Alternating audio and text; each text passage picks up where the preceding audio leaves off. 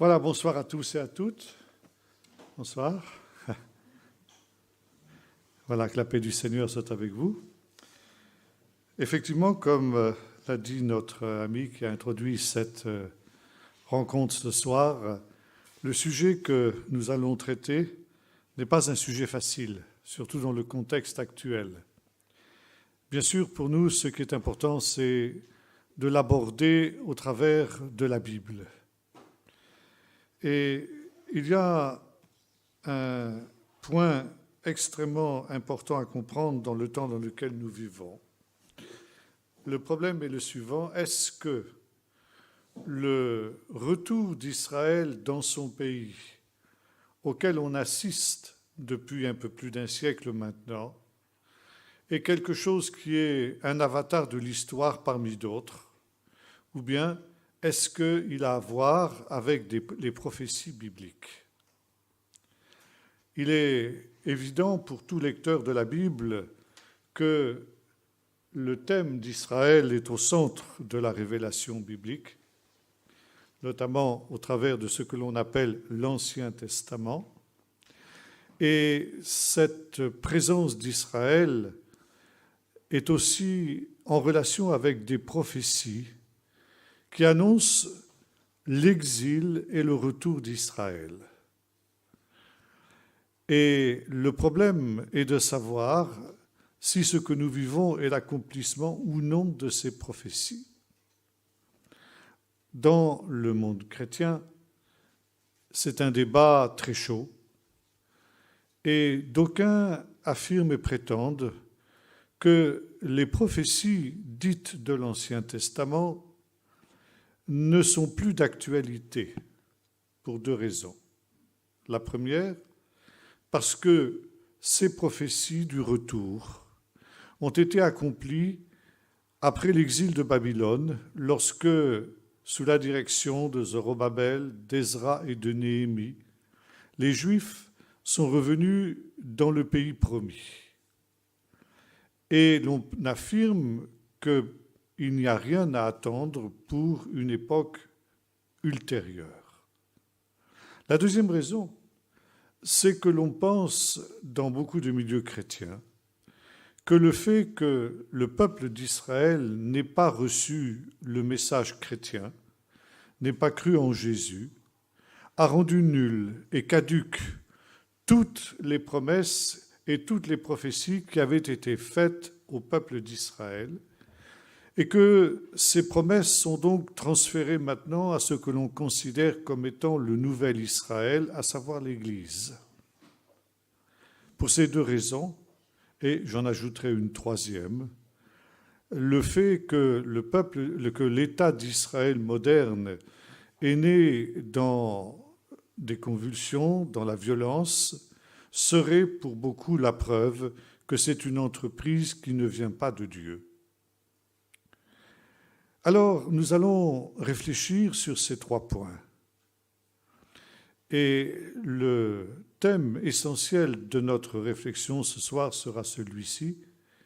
Il concernera les prophéties de Jésus sur Jérusalem.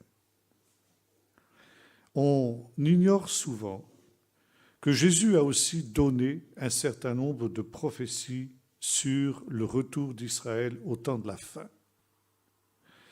Et ces prophéties, qui ne sont pas effectivement très très nombreuses dans le Nouveau Testament, n'en existent pas moins pour autant, et sont souvent escamotées, voire volontairement ignorées.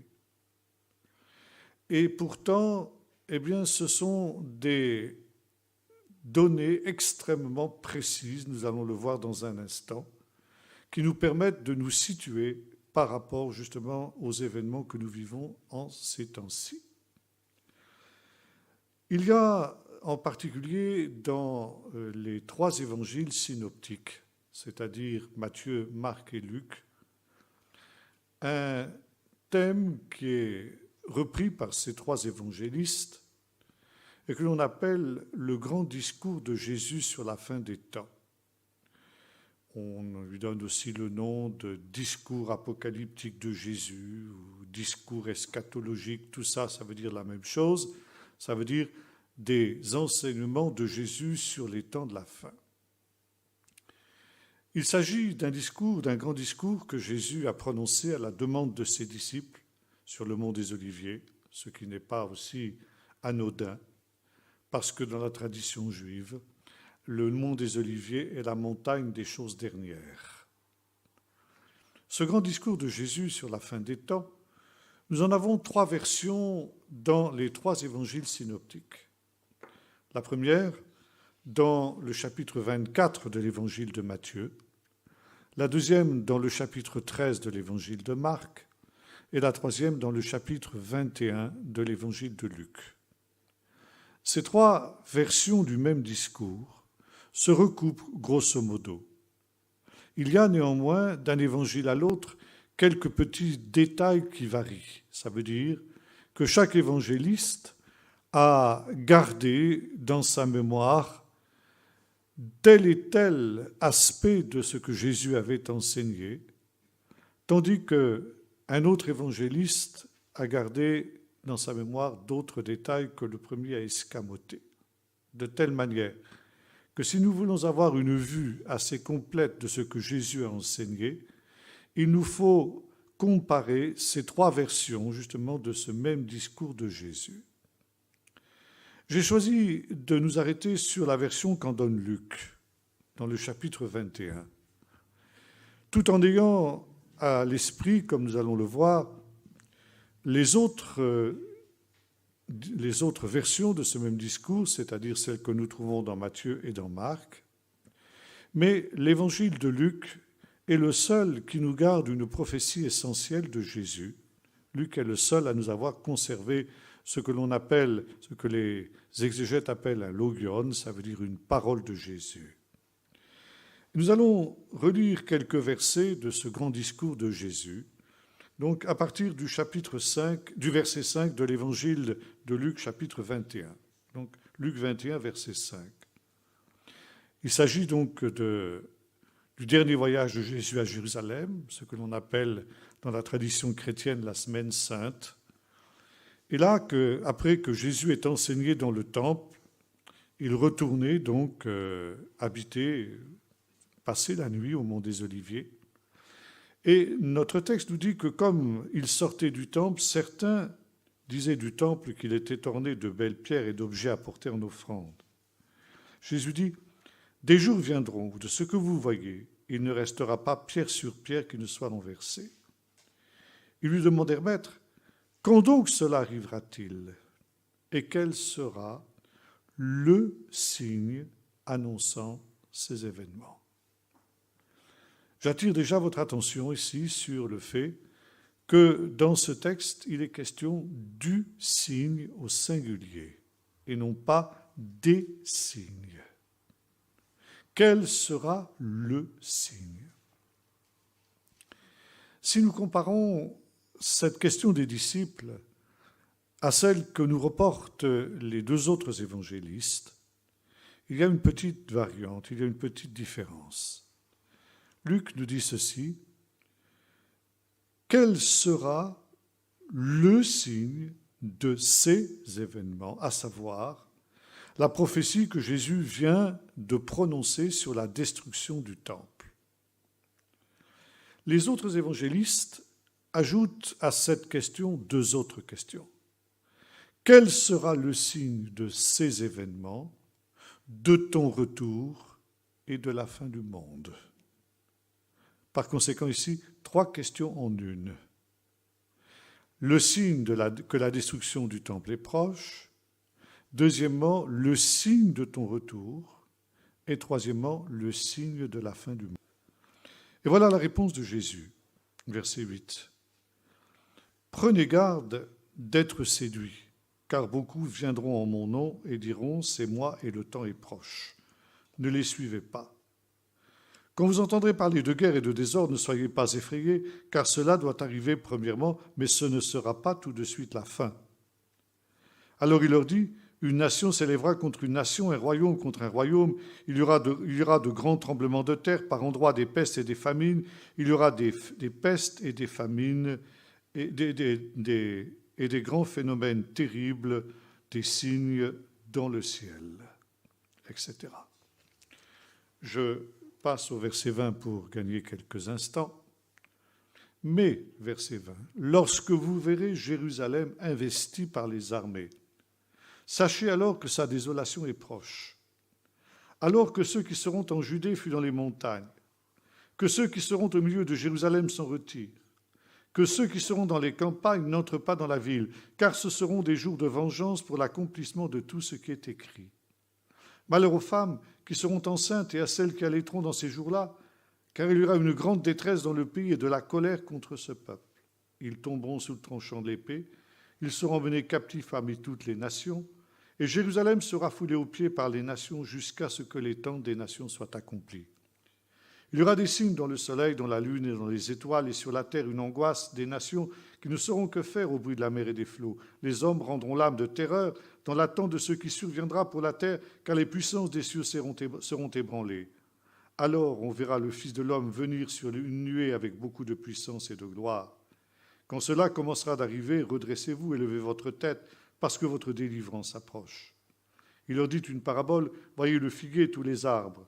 Dès qu'ils bourgeonnent, vous savez de vous-même en regardant que déjà l'été est proche. De même aussi, quand vous verrez ces choses arriver, sachez que le royaume de Dieu est proche. En vérité, je vous le dis, cette génération ne passera pas que tout cela n'arrive.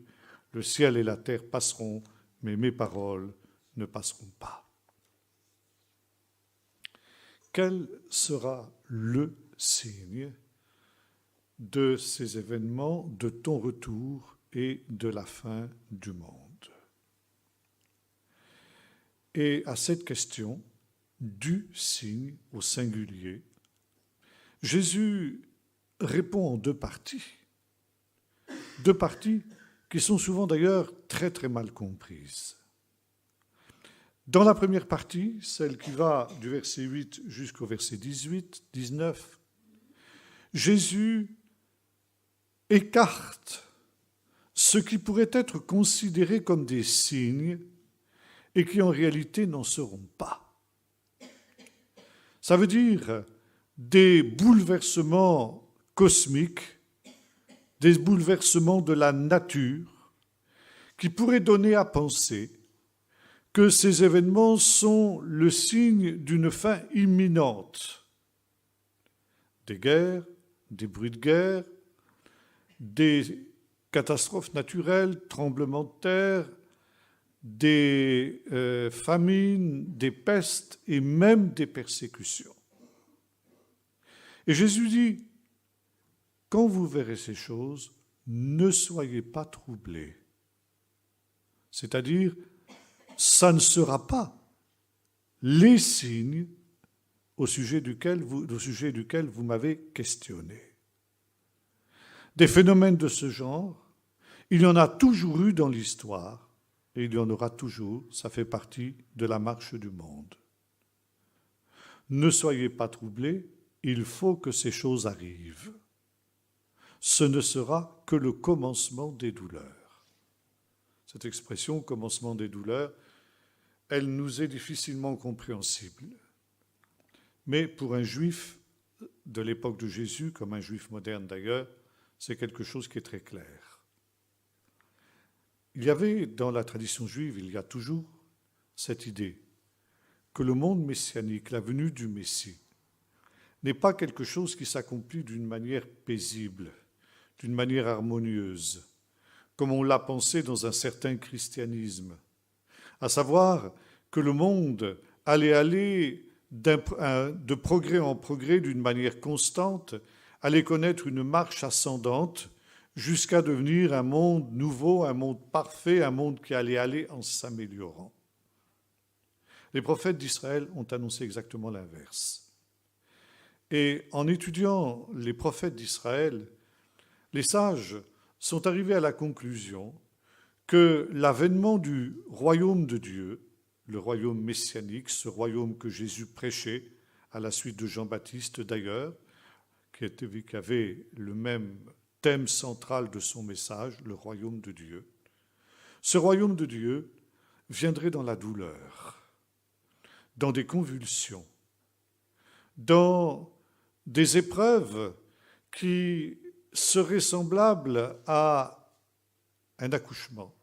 La femme donne le jour à l'enfant dans la douleur. Et l'enfantement du monde nouveau sera aussi un enfantement qui se fera dans la douleur. Et l'expression que l'on emploie encore aujourd'hui dans le judaïsme, lorsqu'il est question de l'avènement du royaume de Dieu, ça veut dire en hébreu « Yisurei Mashiach », c'est-à-dire les souffrances messianiques, les souffrances sous-entendues de l'enfantement messianique.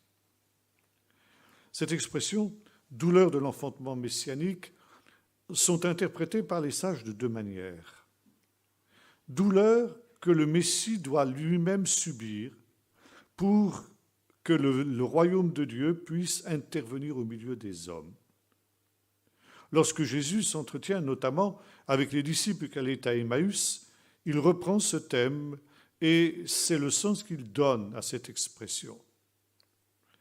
À ces gens qui étaient dans le désespoir, Jésus dit « Hommes sans intelligence, lents à comprendre et à croire tout ce qu'ont dit les prophètes, ne fallait-il pas que le Messie souffre ces choses avant d'entrer dans sa gloire ?» Donc, première expression premier sens de cette expression Yisurei Mashiach, ce sont les souffrances que le Messie doit subir lui-même. Il y a un deuxième sens, ce sont aussi les souffrances que le monde doit subir avant que n'intervienne le royaume messianique. Et c'est le sens, cette fois-ci, que lui donne l'apôtre Paul dans le chapitre 6 de l'Épître aux Romains, où Paul déclare ceci: « Bien que, en quelque sorte, Jésus soit déjà mort et ressuscité, et que par conséquent l'acte décisif du salut soit intervenu, la création, la nature, souffre encore et soupire les douleurs de l'enfantement. Non pas de son propre gré, mais à cause de celui qui l'a soumise à la vanité, c'est-à-dire à l'homme, le péché de l'homme. Et cette création tout entière souffre et soupire parce qu'elle espère avoir un jour la possibilité d'échapper à cette vanité à laquelle elle a été soumise par le péché de l'homme, et ainsi de connaître la glorieuse liberté des enfants de Dieu. Et par conséquent, tous les dysfonctionnements de la nature auxquels nous pouvons assister, et notamment ces temps-ci, on a beaucoup parlé de ces tremblements de terre au Japon, tsunami qui en a suivi, etc. Toutes ces réalités ne sont que les manifestations, justement, de cette vanité à laquelle la création a été soumise et déjà de ces douleurs de l'enfantement qui vont déboucher justement sur cette libération de la vanité que les prophètes aussi ont annoncé quand ils ont prophétisé ce monde nouveau qui apparaîtrait un jour après ce temps qui est un temps avant-dernier, mais qui serait alors le temps dernier. Jésus reprend cette expression. Dans l'évangile de Luc, il n'est pas l'expression « les douleurs de l'enfantement » ne sont pas citées, mais quand on lit les deux autres évangiles, c'est-à-dire Matthieu et Marc, Jésus termine toute cette péricope en disant « ce ne sera que le commencement des douleurs », c'est-à-dire des douleurs de l'enfantement, du monde nouveau. Donc ce ne seront pas des signes en soi. Et les disciples, lorsqu'ils verront ces choses, ne devront pas dire, comme pourraient le penser certains, voilà, c'est la fin du monde. Non, c'est une péripétie de l'histoire, tout simplement. Ce ne seront pas les signes. Mais, nous dit Jésus au verset 20, et là, voyez-vous, il y a une opposition entre ce qui précède et ce qui suit. Jusqu'au verset 19, Jésus avait dit « Voilà ce qui ne sera pas des signes ». Et maintenant, à partir du verset 20, « Voilà le signe dont vous m'avez parlé, le signe que vous m'avez demandé de vous exposer. » quand vous verrez. Par conséquent, pour Jésus, le signe, le grand signe, qui nous permet de nous situer à l'horloge de Dieu, qui nous permet de nous repérer dans la marche prophétique de l'histoire, c'est Jérusalem et seulement Jérusalem. Par conséquent, pour Jésus aussi, comme pour les prophètes, Jérusalem occupe une place centrale dans l'histoire prophétique, et cela indépendamment de ce qui ensuite pourra se passer quant à l'attitude des habitants de Jérusalem à son endroit. D'ailleurs, on retrouve aussi cette idée chez l'apôtre Paul, nous aurons peut-être l'occasion d'en parler à la fin de cet exposé. Quand vous verrez Jérusalem investie par les camps romains, par les camps militaires très exactement, sachez que sa désolation est proche. Il est intéressant de comparer cette parole de Jésus dans Luc avec la parole équivalente que nous trouvons dans Matthieu et dans Marc. À cet endroit où Luc nous parle de Jérusalem investie par des camps romains, les deux autres évangélistes nous disent ceci. Quand vous verrez Jérusalem, quand vous verrez établi au lieu saint, l'abomination et la désolation dont a parlé le prophète Daniel. Il y a là une incise que certaines traductions mettent soit entre parenthèses, soit entretirées, que le lecteur comprenne ou que le lecteur fasse attention. Et cette incise, elle a pour but d'attirer l'attention du lecteur sur une incongruité du texte. L'expression « abomination et désolation » est, comme le dit Jésus, tirée du livre du prophète Daniel. Et on trouve cette expression dans 3 textes du livre du prophète Daniel, dans le chapitre 9, dans le chapitre 11 et dans le chapitre 12. Et dans les trois textes où cette expression apparaît, il y a des petites variantes. Et en particulier, il y a une faute de grammaire dans les 3 cas. Et dans les 3 cas, c'est une faute de grammaire différente. Or, les sages d'Israël ont dit ceci. Lorsque dans l'Écriture, il y a une faute de grammaire ou une faute d'orthographe, ça n'est pas quelque chose qui est accidentel, parce que le Saint-Esprit ne fait pas de faute.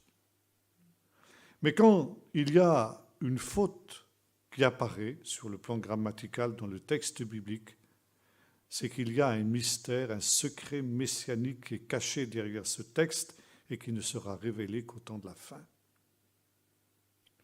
Or, il est très intéressant de constater que lorsque nous lisons le texte grec, cette fois-ci de Matthieu et de Marc, celui que j'ai cité tout à l'heure, quand vous verrez l'abomination et la désolation dont a parlé le prophète Daniel, aussi bien chez Matthieu que chez Marc, vous avez cette fois-ci en grec une faute d'orthographe aussi. Ça veut dire que ceux qui ont traduit ce texte de Jésus en grec savaient que leur source hébraïque avait une faute d'orthographe et ils l'ont reproduite fidèlement en grec. Et ils ont ajouté une incise, que celui qui peut comprendre comprenne. C'est une manière d'attirer l'attention du lecteur sur cette faute d'orthographe qu'ils ont faite volontairement, pour leur dire, attention, là, il y a un mystère, un secret messianique qui est caché dans cette expression, l'abomination et la désolation. Alors, les évangélistes, les 2 premiers évangélistes, n'explicitent pas ce qu'est ce mystère. Par contre, c'est Luc qui nous en donne la clé.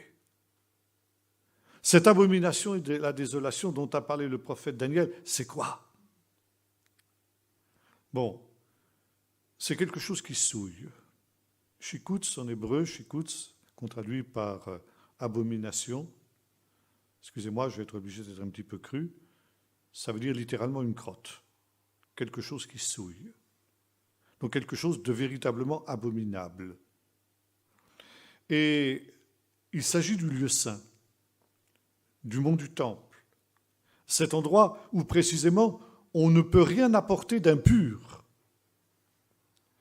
Et par conséquent, il va y avoir une réalité au temps de la fin qui non seulement va profaner, souiller ce lieu très saint, mais en plus le désoler, le désertifier. C'est le sens du deuxième mot, méchomem, qui rend désert littéralement.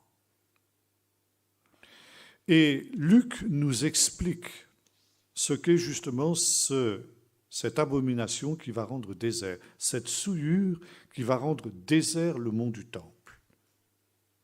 Il nous dit, ce sont des armées étrangères, des camps militaires qui vont venir assiéger Jérusalem. Et dans les 3 comptes rendus qui nous sont donnés de ce discours de Jésus, tous les évangélistes sont d'accord pour dire que Jésus prophétise la ruine et la destruction du temple et la destruction de Jérusalem. Quand vous verrez Jérusalem entourée par les camps militaires, sachez que sa désolation, sa ruine, et c'est la reprise en grec de l'expression shikutz, donc désolation est proche. Et ici, Luc assimile ce qu'il appelle la désolation avec cette destruction de Jérusalem par les armées romaines. Destruction qui aura lieu, on le sait, en 70 après Jésus-Christ, quand l'empereur romain Titus va détruire Jérusalem. La destruction du temple, la destruction de Jérusalem, c'est un thème qu'on trouve souvent chez les prophètes d'Israël. Et Jésus, en prophétisant la destruction du temple, se situe dans la lignée des prophètes de l'Ancien Testament, et notamment du prophète Jérémie. Le prophète Jérémie qui avait annoncé la destruction du premier temple et qui, pour avoir prophétisé de cette manière, a été persécuté au point qu'il a été quasiment mis à mort. Le thème de la mort des prophètes, de la persécution et de la mort des prophètes, notamment pour avoir prophétisé contre le temple, est un thème que vous retrouvez constamment dans la littérature juive, et notamment la littérature d'après l'époque de Jésus. Et notamment, Jérémie est l'archétype des prophètes d'Israël, l'archétype du prophète persécuté et mis à mort pour sa fidélité au message que Dieu lui a confié, un message qui s'adresse justement contre le temple, un message qu'il prophétise contre son gré, car Jérémie est un homme qui aime son peuple, qui aime sa nation et qui aime le temple. Or, Jésus se situe exactement dans le même contexte. Lui aussi, il aime le temple et il aime Jérusalem. Le temple, c'est la demeure de son Père. On l'y trouve déjà à l'âge de 12 ans, et là, eh bien, il s'y sent bien. Et lorsque Jésus arrive à Jérusalem le jour des rameaux, sur l'âne, il pleure sur Jérusalem. Il annonce, certes, la ruine de Jérusalem, mais il le fait avec larmes. Il le fait comme ont fait les prophètes avant lui, et notamment le prophète Jérémie. Et de la même manière que le prophète Jérémie a été quasiment mis à mort pour avoir osé prophétiser contre le temple, de la même manière, Jésus va être mis à mort, notamment pour avoir prophétisé contre le temple, parce que ce sera justement les chefs du temple, les grands prêtres sadducéens qui vont le livrer aux Romains. Donc il y a un parallèle. Et là, nous voyons apparaître ce qu'un théologien tchèque du XIXe siècle appelait les cycles prophétiques dans la Bible. Il a constaté que dans les prophéties, notamment, il y a des cycles. Et un cycle prophétique qui revient constamment, c'est le cycle dispersion, exil, repentance. Ce cycle prophétique, il apparaît pour la première fois dans un texte qu'on trouve dans le chapitre 15 de du livre de la Genèse.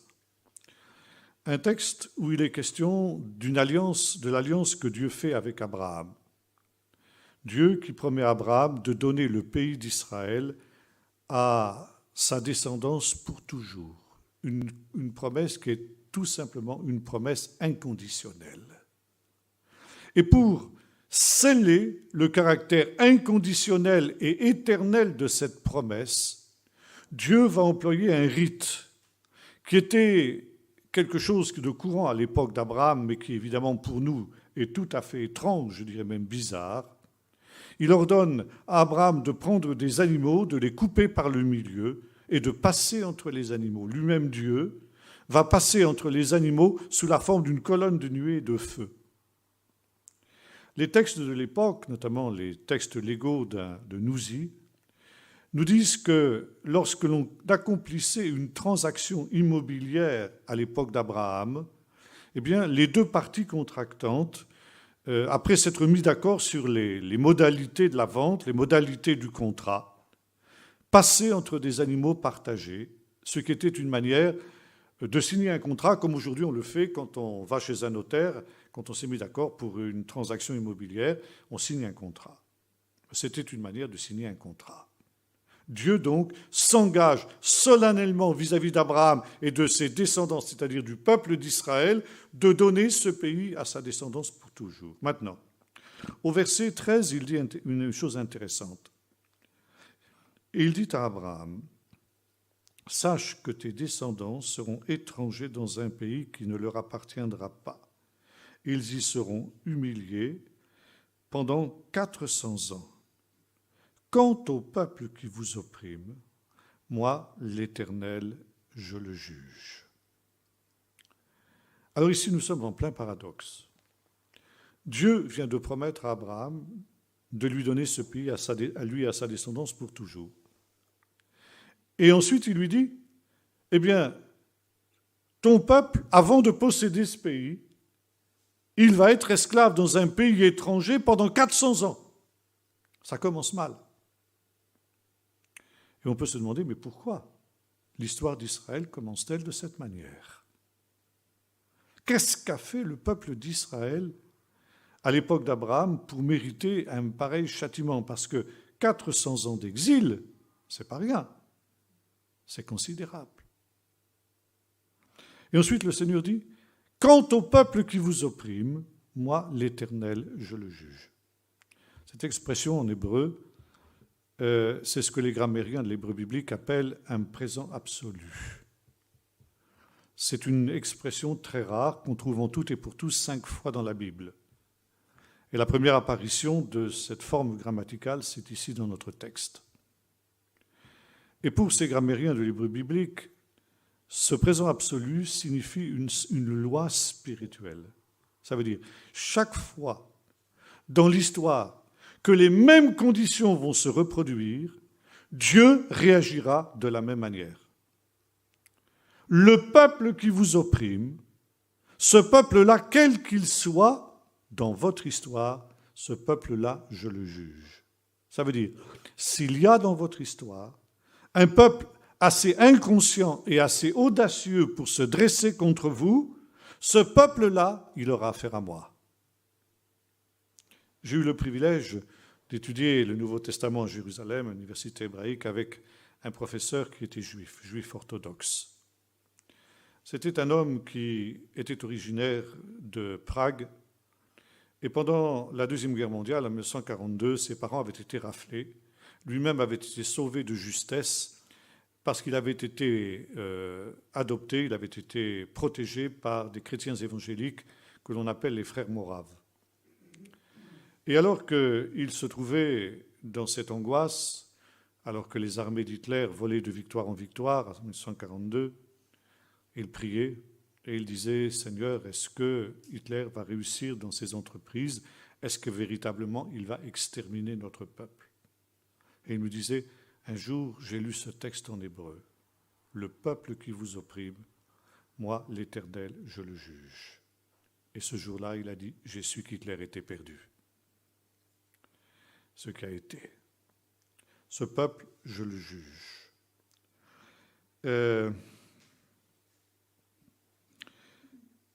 Voilà. Et après cela, ils sortiront avec de grandes richesses. Toi, tu seras recueilli à tes ancêtres dans la paix. Tu seras enterré après une heureuse vieillesse. À la 4e génération, tes descendants reviendront dans ce pays.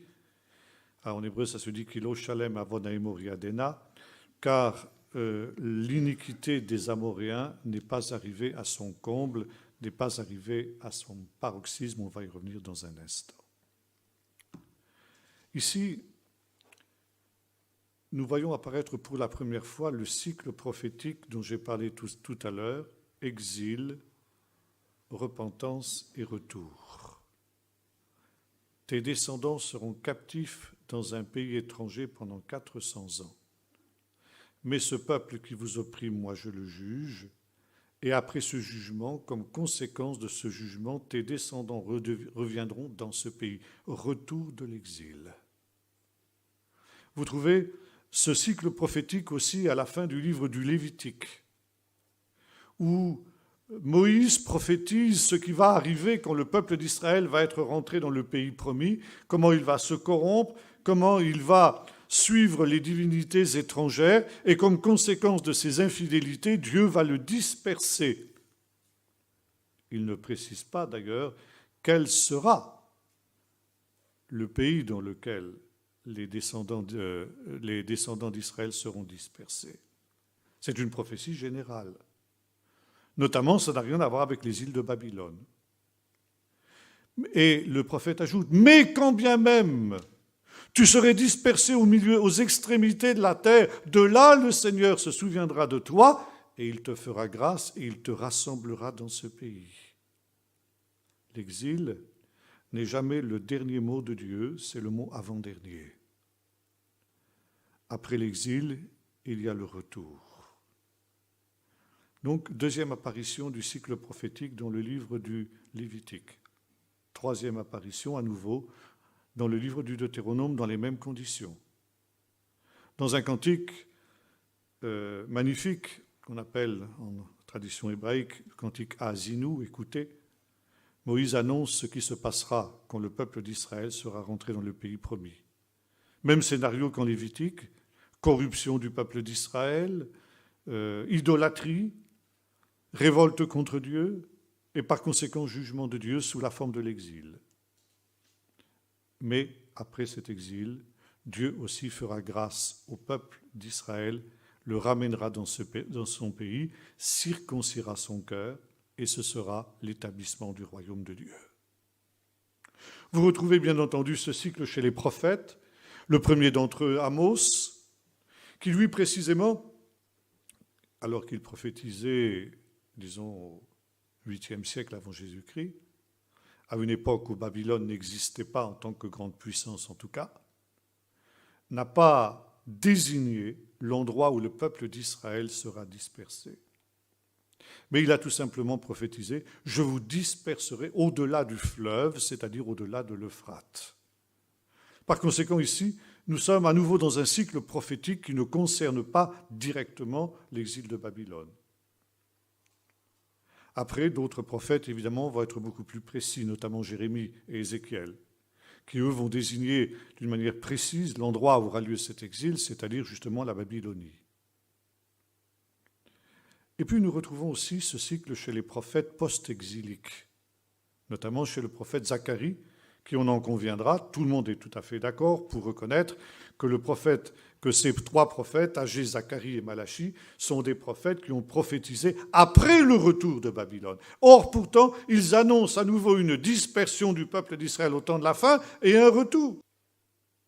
Par conséquent, prétendre, comme l'on le fait en général dans les milieux chrétiens, que toutes les prophéties concernant justement Israël se sont accomplies au retour de Babylone, déjà, à ce simple point de vue-là, c'est faux. Maintenant, revenons à notre texte dans Luc. Donc, ici, verset 20, Luc annonce la dispersion la ruine de Jérusalem, la destruction du temple, et il ajoute ceci, verset 24.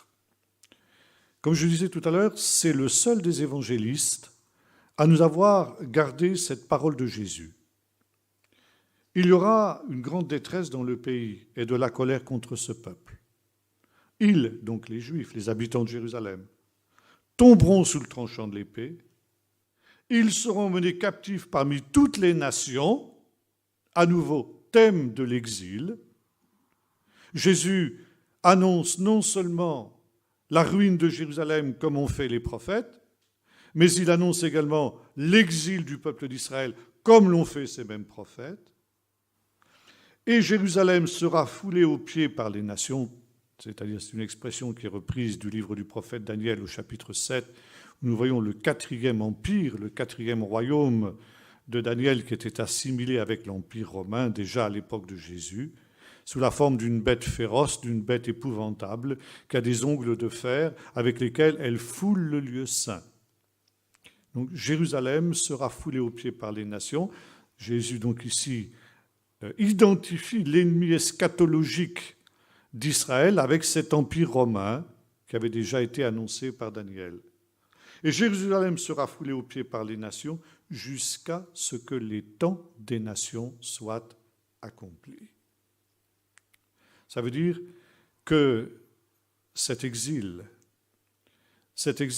et son corollaire, à savoir la domination politique des nations contre Jérusalem, c'est quelque chose qui aura une fin.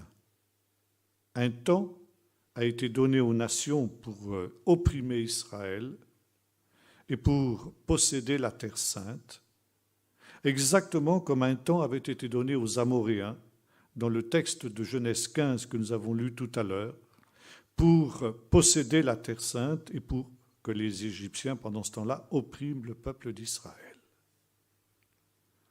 Donc ici, Jésus reprend le cycle exil, dispersion et retour. Jésus ici, bien entendu, vous en conviendrez, je pense que ça, personne ne peut le mettre en doute. Jésus prophétisait bien longtemps après le retour de l'exil à Babylone. Par conséquent, si vous voulez absolument que les prophéties de l'Ancien Testament se soient trouvées accomplies avec le retour, avec Zorobabel et Ezra et Néhémie, moi, à la limite, je veux bien, mais en tout cas, vous aurez un problème avec ce texte de Jésus. Car il est bien évident que Jésus ne prophétisait pas ici le retour avec Ezra et Néhémie, mais il annonçait un autre retour au temps de la fin, à la fin des temps. Ensuite, il nous dit, car aussitôt après ces jours-là, il y aura des signes dans le soleil, la lune et les étoiles, et sur la terre une angoisse des nations qui ne sauront que faire au bruit de la mer et des flots, des embandonnades de terre, etc. Verset 27, alors on verra le Fils de l'homme venir sur une nuée avec beaucoup de puissance et de gloire. Quand cela commencera d'arriver, redressez-vous et levez votre tête parce que votre délivrance est proche. Maintenant, revenons un petit peu sur cette expression « jusqu'à ce que les temps des nations soient accomplis ». Cette parole de Jésus nous est parvenue en grec. Mais Jésus ne l'a pas prononcée en grec. Il l'a prononcée en hébreu et non pas en araméen, comme on l'a aussi prétendu. Je n'ai pas le temps de vous expliquer pourquoi. Disons que, pour faire court une longue histoire, depuis la découverte des manuscrits de Qumran, on sait que l'hébreu était une langue qui était parlée en Israël et non pas une langue morte comme on le pensait jusqu'à la découverte des manuscrits de Qumran. Et notamment que c'est la langue du Nouveau Testament. Bon. Par conséquent, on peut retraduire, comme on peut le faire de toutes les paroles de Jésus, on peut retraduire en hébreu de Qumran les paroles de Jésus qui nous sont parvenues en grec. Et notamment, le professeur Flusser, qui était mon professeur à Jérusalem, a retraduit cette parole et elle est très intéressante quand vous la retraduisez en hébreu.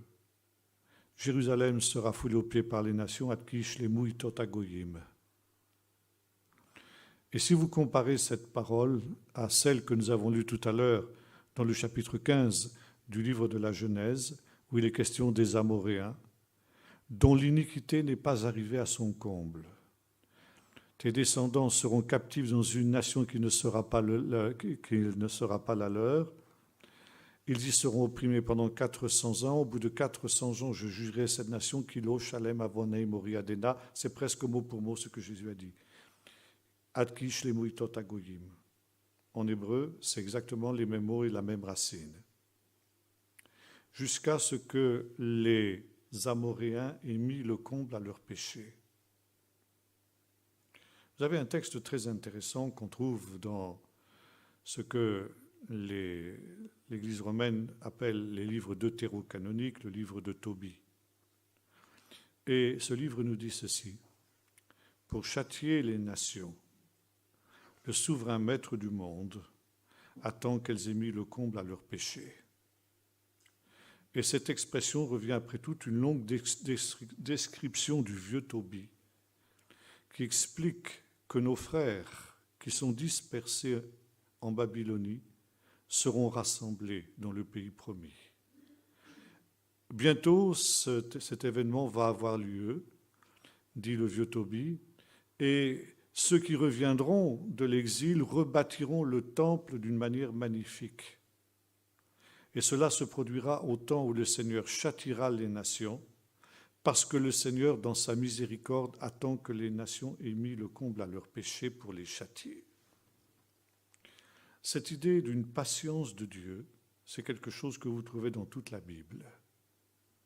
Dieu ne veut pas la mort du pécheur, mais qu'il se repente et qu'il vive. Et pour cette raison, Dieu donne du temps aux pécheurs. Et cette manière de se comporter de Dieu est une occasion pour le pécheur de se repentir. Vous lisez ça notamment dans l'Épître aux Romains, au chapitre 1er, où Paul s'adresse à ce pécheur en lui disant « Est-ce que tu ne te rends pas compte que la patience de Dieu te pousse à la repentance ? Mais par ton cœur impénitent et par l'endurcissement de tes pensées, tu es en train de te préparer un trésor de colère pour le jour de la colère. » Ce texte est très intéressant. Il reprend cette même idée d'un temps que Dieu donne. Dieu donne du temps, un temps de grâce aux pécheurs. Il espère toujours que le pécheur, aura un mouvement de repentance qui fera que le jugement sera suspendu. Dieu ne veut pas la mort du pécheur et par conséquent, il le pousse à la repentance. Or, malheureusement, nous dit l'apôtre Paul, et c'est un thème qu'on retrouve dans toute la Bible, 9 fois sur 10, le pécheur se méprend complètement sur la patience de Dieu. Il pense que Dieu est faible. Et comme le dit le méchant du livre des psaumes, Dieu ne fait ni bien ni mal. Et la patience de Dieu, malheureusement, souvent, bien loin de pousser le pécheur à la repentance, l'amène à s'endurcir davantage et à s'enfoncer davantage dans son péché, puisque de toute façon, Dieu ne punit pas. Si Dieu ne me punit pas, c'est donc que je peux continuer. Je vis d'une manière telle que je crois jouir d'une impunité dans mon péché. Et Paul dit, c'est un très très mauvais calcul. Parce que, contrairement à ce que tu crois, Dieu tient des comptes dans le ciel. Et tu te prépares dans le compte en banque céleste un trésor. Ce trésor est en train de s'accumuler dans le ciel. C'est un trésor paradoxal. C'est un trésor de colère que tu toucheras au dernier jour, intérêt capital. Et voyez-vous, ça, c'est exactement ce qui s'était passé pour les Cananéens. C'est ce qui s'est passé pour le peuple d'Israël aussi, quand il a mis le comble à la colère avec l'époque de Manassé. Et là, Dieu donc a envoyé le jugement sous la forme de Nebuchadnezzar et des Babyloniens. Et par conséquent, le jugement de Dieu, quand il est clair que l'homme ne veut pas se repentir, tombe d'une manière foudroyante. Et c'est ce qui se passera. Dieu a donné 400 ans de grâce aux Cananéens pour qu'ils se repentent de leurs péchés. Et pendant ces 400 ans de grâce, le peuple d'Israël a souffert injustement. Et ça, c'est quelque chose de scandaleux quand nous lisons l'Écriture. à cause de son amour et de sa patience pour les pécheurs, Dieu permet que les justes soient opprimés et souffrent sous la main des pécheurs. Et c'est tout le thème du livre des psaumes. Le psalmiste est justement ce juste qui souffre injustement sous la main des méchants. Pourquoi, Seigneur, n'interviens-tu pas contre les méchants? Les méchants se liguent contre moi, moi qui suis un innocent, qui tous les jours m'efforce de faire ta volonté. Eh bien voilà que tu m'abandonnes entre les mains des méchants. Mais qu'est-ce que ça veut dire? Je ne comprends plus rien. Mon Dieu, pourquoi m'as-tu abandonné? Eh bien tu souffres, toi le juste, parce que si je te rendais justice, ça voudrait dire que je jugerais le pécheur et je mettrais fin à toutes les possibilités pour lui de se repentir. Alors c'est vrai, tu souffres injustement, toi le juste, mais fais-le aussi parce que finalement, c'est le seul moyen pour que les pécheurs puissent éventuellement se repentir. Il y a deux limites à cette patience de Dieu envers le pécheur. La première, c'est quand il est clair que le pécheur ne veut pas se repentir. La deuxième, c'est ce que les justes peuvent supporter. Car l'amour de Dieu pour les pécheurs ne va pas jusqu'à leur sacrifier les justes. Et si l'oppression arrive à un stade où les justes ne peuvent plus le supporter, Dieu abrège ses jours et il envoie la délivrance du juste qui est en même temps le châtiment du méchant. Nous retrouvons cette idée ici dans notre texte. Jusqu'à ce que les temps des nations soient accomplis, ad qui shlemui tot hagoyim. Vous avez l'idée que le temps des nations prendra fin lorsque les nations auront mis le comble à leur péché, après avoir reçu un long temps de grâce. Et quand il sera clair qu'elles ne veulent plus se repentir, comme les Cananéens, alors elles connaîtront le jugement, qui sera en même temps le salut des justes et le salut d'Israël. Je voudrais terminer en prenant une autre prophétie de Jésus que nous trouvons dans le livre des Actes des Apôtres, chapitre 1er.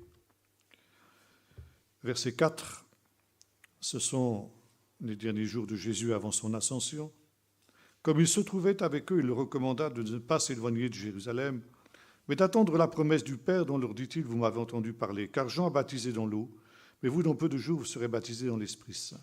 Eux donc revenus demandèrent, Seigneur, est-ce en ce temps-là que tu rétabliras le royaume pour Israël? Il leur répondit, ce n'est pas à vous de connaître les temps et les moments que le Père a fixés de sa propre autorité, mais vous recevrez une puissance de celle du Saint-Esprit survenant sur vous, et vous serez mes témoins à Jérusalem, dans toute la Judée, dans la Samarie et jusqu'aux extrémités de la terre. Cette parole a été souvent fort mal comprise par les différents exégètes. On a considéré que, en quelque sorte, les apôtres étaient encore imbus d'idées juives. Ils s'imaginaient que Jésus allait rétablir un royaume terrestre. Alors que tout chrétien sait parfaitement, depuis toujours, que Jésus n'est pas venu pour établir un royaume terrestre. Il est venu pour établir un royaume spirituel, un royaume dans les cœurs. Et l'interprétation traditionnelle de ce texte, c'est que Jésus détrompe ses disciples. Mais comment, mes pauvres amis, vous croyez que vous êtes encore à croire que je vais établir un royaume terrestre, que je vais rétablir le royaume d'Israël? Mais détrompez-vous, bien sûr. Mais non, c'est un royaume spirituel que je vais établir. Au moment de la première guerre israélo-arabe en 1948, il y avait à Paris le premier universitaire israélien qui a écrit un livre positif sur Jésus, un livre non polémique sur Jésus, un livre qui avait pour but de réhabiliter Jésus au milieu juif. Il s'appelait le professeur Joseph Klausner. Et à Paris, alors que les combats faisaient rage dans ce qui était encore la Palestine, le professeur Klausner a rencontré le nonce apostolique, le cardinal Roncalli. Le cardinal Roncalli devait devenir célèbre beaucoup plus tard quand il est devenu pape sous le nom de Jean XXIII, celui qu'on a appelé le bon pape Jean. Et le cardinal Roncalli a dit au professeur Klausner, c'est son disciple qui me l'a répété, j'espère que les nations vont vous aider à accomplir le testament spirituel de Jésus. Et le professeur Klausner a dit, c'est quoi le testament spirituel de Jésus? Et le cardinal Roncalli a répondu, ce sont les dernières paroles de Jésus avant son ascension. Et les dernières paroles de Jésus avant son ascension, c'est celles que nous avons lues. Et le cardinal a ajouté ceci, car si les nations ne vous aident pas à accomplir le testament spirituel de Jésus, Armageddon viendra pour elles.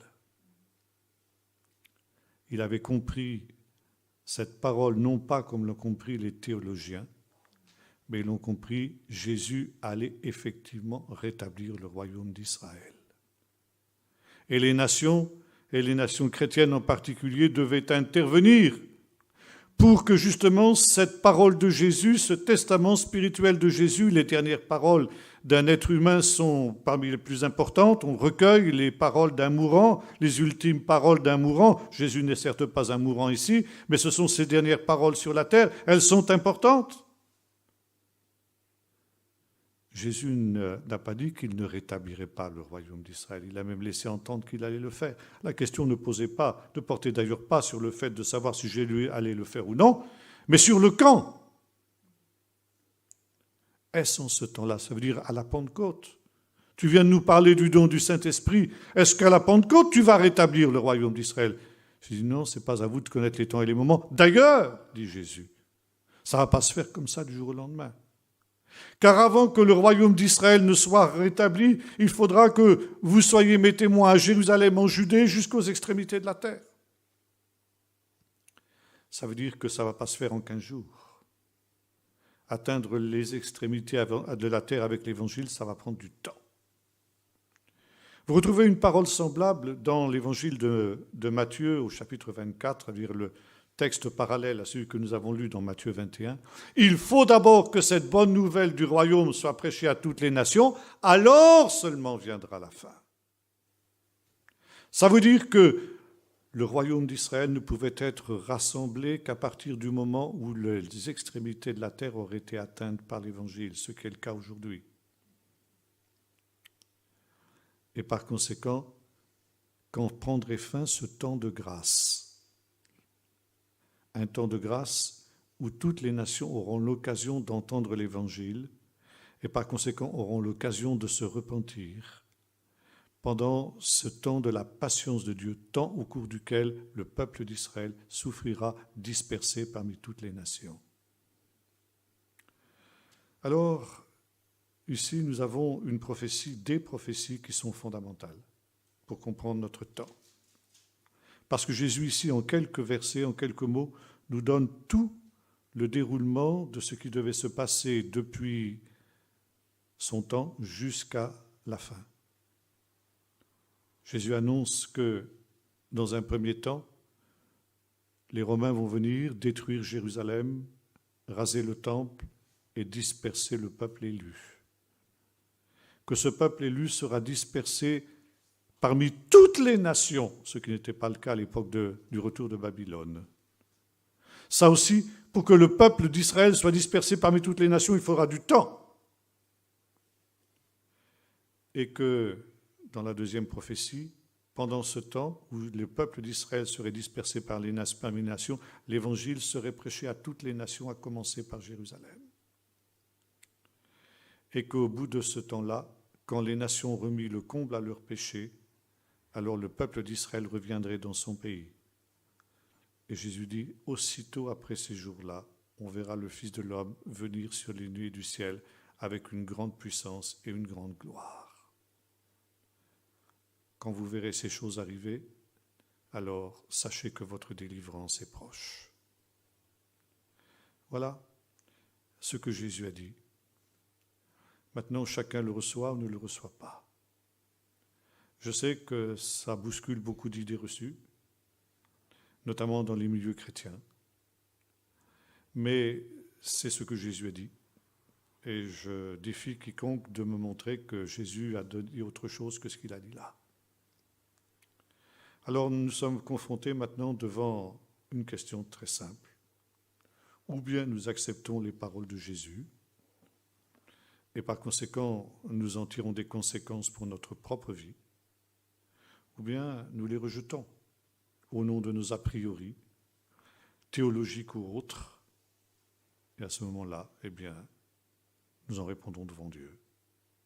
C'est votre problème, c'est pas le mien. Moi, je vous ai dit ce que l'Évangile dit. Maintenant, chacun d'entre vous en fait ce qu'il veut. Comme le disait Jésus aussi et les évangélistes, que celui qui peut comprendre comprenne. Souvent, Jésus terminait aussi ses paroles de la manière suivante, que celui qui a des oreilles pour entendre, entende. Et ce sera aussi ma dernière parole. Chacun est responsable, non pas devant moi, devant Dieu, mais devant Dieu de ce qu'il fera, de ce que le Seigneur a voulu enseigner dans ces temps dans lesquels nous vivons.